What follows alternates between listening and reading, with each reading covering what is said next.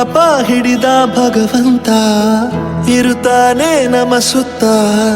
ಅವತಾರ ನಾನಾ ರೂಪವೋ ಮೆಲ್ಲ ಹಣೆ ಬರಹ ತಿದ್ದಿ ಬರೆಯಲು ಕತ್ತಲೆಯಿಂದ ಬಂತ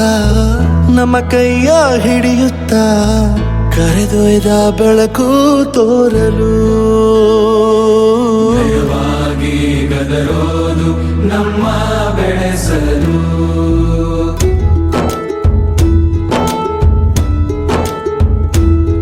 ಭಾಷೆ ಅಮೃತ ಕುಡಿಸೋ ತಾಯಾಗಿ